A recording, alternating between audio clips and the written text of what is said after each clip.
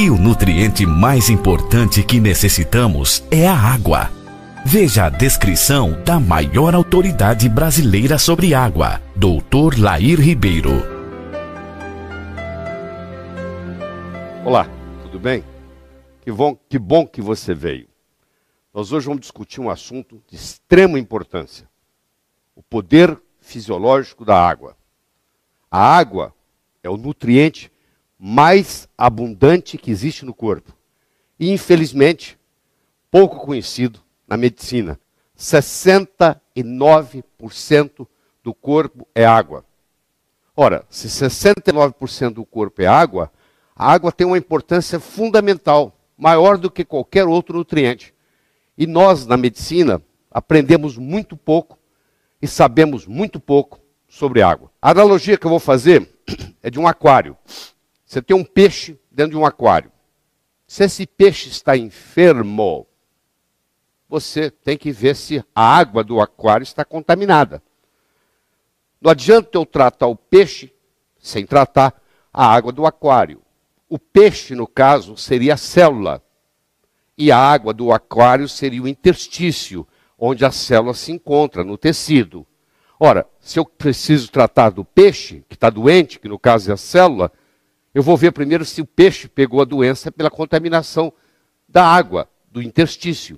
E o interstício no corpo é feito também de água. 85% do cérebro é constituído de água. 92% do sangue é constituído de água. 87% do fígado é constituído de água. A água é o mais abundante nutriente do corpo. O assunto água deveria ser o primeiro capítulo de todo o livro-texto de medicina, já que o elemento mais abundante deveria ser o elemento mais estudado.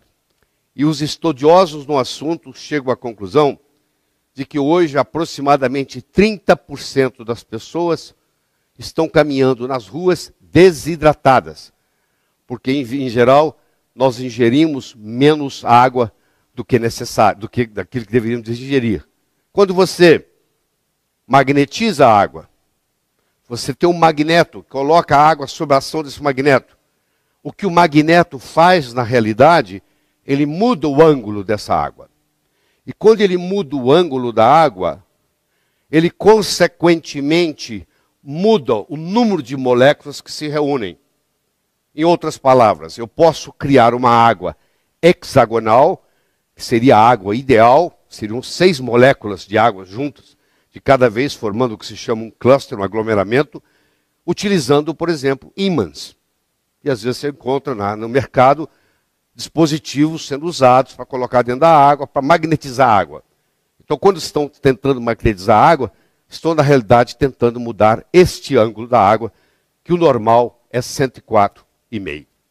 Os estudos mostram que a água hexagonal ela é muito mais benéfica ao corpo do que a água formada na forma de pentágono.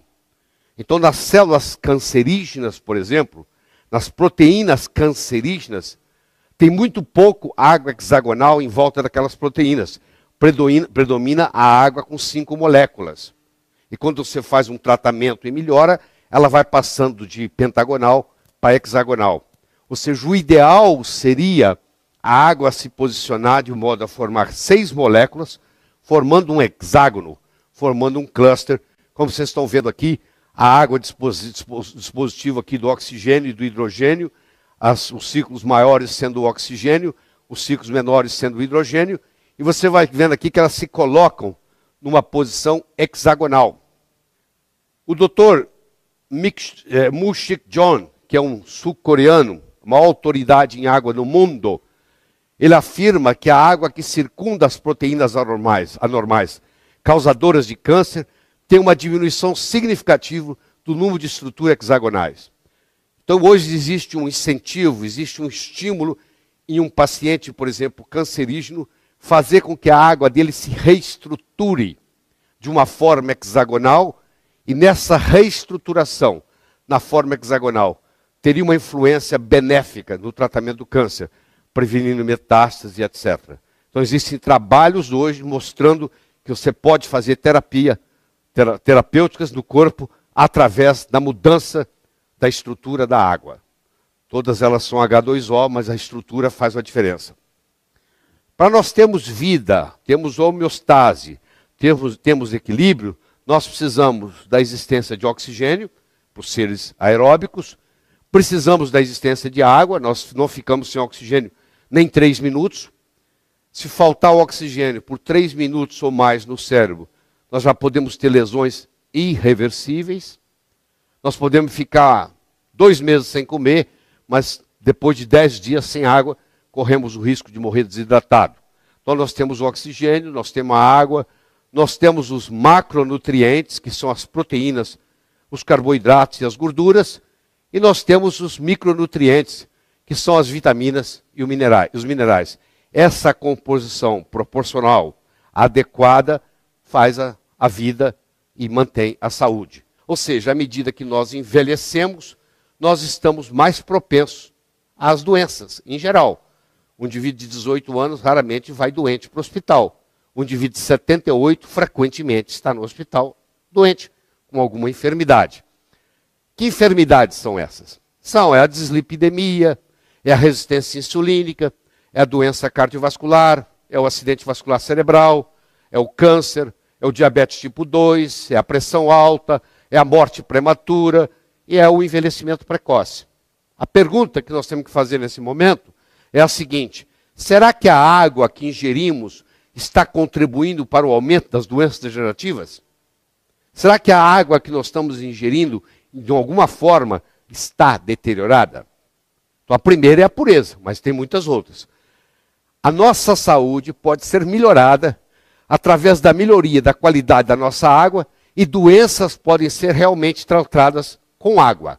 Como eu disse, no Japão, isso já está ocorrendo. É 100 vezes mais difícil curar um organismo enfermo que preveni-lo de adquirir a enfermidade. Essa prevenção pode ser facilitada pelo uso correto da água. Se eu tomo muita coisa acídica, ácida, como o caso de refrigerantes, por exemplo, eu crio uma situação metabólica no corpo, onde os destruidores de ossos, que são os osteoclásticos, são estimulados. E isso leva à osteoporose. Quem faz uso de refrigerante diariamente, a longo prazo, vai desenvolver osteoporose. A água magnetizada tem uma menor tensão superficial. Quando você põe a água no efeito de um magneto, você muda o ângulo, aquele ângulo que eu mostrei no começo, e, consequentemente, você muda o tamanho do cluster, o tamanho do aglomerado. Então, a água tem que ter pureza, tem que ter um bom pH, tem que ter um redox negativo, tem que ter uma boa condutibilidade e tem que ter uma baixa tensão superficial. Essa seria a água ideal. Essa água ideal é chamada de água ionizada. Ionizar significa ganhar ou perder elétrons. No caso, ela ganhou elétrons. Ela tem elétrons para distribuir. Por isso que ela é uma substância antioxidante. É a água que funciona como antioxidante, ou seja, não deixa você ter estresse oxidativo, que você toma ela 3, 4, 5 vezes por dia.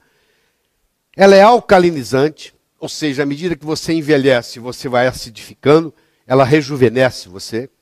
Ela tem que ser hidratante, ela tem que ter baixa tensão superficial para ela subir no capilar, e ela tem que ter a negatividade para ela fazer a desintoxicação, já que a maioria dos tóxicos tem carga elétrica positiva. Então, uma água potável de boa qualidade. Ela deve ter uma pureza filtrada sem retirar os minerais. Porque se eu retirar tudo, ela não tem condutibilidade. Ela tem que ter um pH pelo menos acima de 7,5. O ideal é ingerir uma água com pH 9 ou 10. Ela tem que ter um ORP, um redox negativo, para funcionar como antioxidante. Se ela tiver um ORP positivo, ela é oxidante. Ela tem que ter uma tensão superficial baixa, hidrata melhor, facilita subir no capilar mais. E ela tem que ter uma estrutura estruturada em microclusters. Ela tem que reunir em grupos de 6 moléculas de água, formando um hexágono. E ela, pelo menos, tomar de 6 a 8 copos por dia. Ray Kurzweil, que é o autor do livro Transcend, é considerado hoje um dos homens mais inteligentes da humanidade, se não o mais inteligente, vivo. E ele tem no livro Transcend Ele tem uma afirmação que ele diz assim: a água ionizada é uma das coisas mais simples e mais poderosas que você pode fazer para combater uma ampla gama de processos patológicos. É isso aí. Nós fizemos a volta toda e chegamos aqui. Então não é só pureza. É pureza, é pH, é ORP, é condutibilidade, é tensão superficial. E você vai ver que a água pode ser um agente terapêutico.